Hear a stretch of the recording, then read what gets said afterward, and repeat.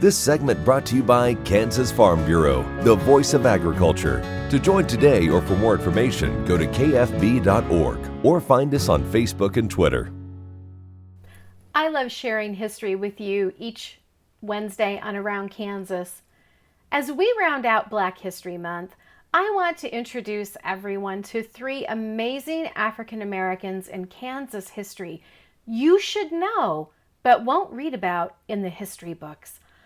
All 3 of these individuals escaped slavery and went on to live rich and incredible lives despite overcoming great hardships.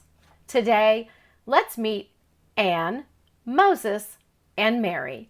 While lots of attention has been paid to white settlers who came to Kansas Territory to make it a freer slave state, what about African American men, women, and children who made the territory and state their home?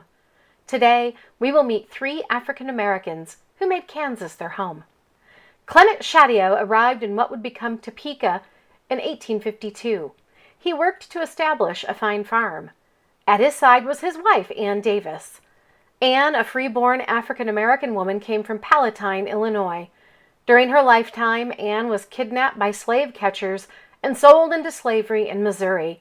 We don't know how Clement, who was white, met Anne. We do know that when he arrived in Kansas, Anne may still have been enslaved and eventually purchased her freedom. Anne became well known amongst Topeka's anti-slavery advocates and movers and shakers. She was friends with Colonel Richie and his wife, Mary Jane. She cooked meals for Cyrus Holiday. When she died in 1882, the community marked the passing of a courageous and kind woman. Moses Holt and his sister Mary were born in the Indian Territory in bondage.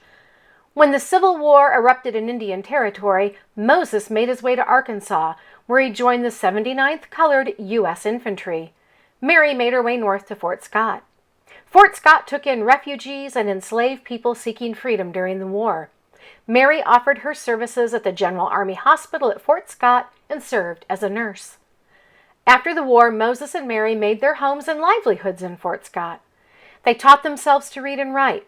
Moses ran a pool hall, became a mason, and worked to secure the rights of Cherokee freedmen. Mary used her nursing skills after the war and continued to work even after she married. In Fort Scott and the surrounding area, Mary delivered babies and tended to common illnesses and injuries, earning the trust of families black and white alike. The brother and sister applied for and received pensions for their Civil War service. When Moses and Mary died, both were lauded in the newspapers as exceptional individuals who would be missed in the community. They were buried in the African American section of Evergreen Cemetery in Fort Scott with no grave markers. Through amazing historical detective work by Carolyn Cooper, Sandra Hey, Merle and Arnold Schofield, their final resting places were found. They were honored with military headstones befitting their service to our nation. I hope you enjoyed learning more about Anne, Moses, and Mary, and that you'll join me next time for another historical adventure somewhere around Kansas. We wish Deb a speedy recovery. She'll be back next week. Thanks for spending a part of your day with us. We appreciate it. Have a great day. Closed captioning brought to you by Ag Promo Source. Together we grow. Learn more at agpromosource.com.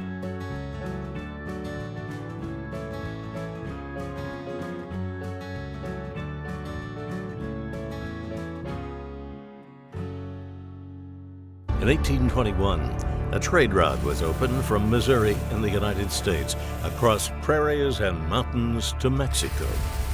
In 2021, we will mark 200 years of epic conflicts and grand adventures, larger-than-life personalities, and sweeping landscapes. Join us on an historic journey. The Santa Fe Trail lives on. Find us on social media or santafetrail.org.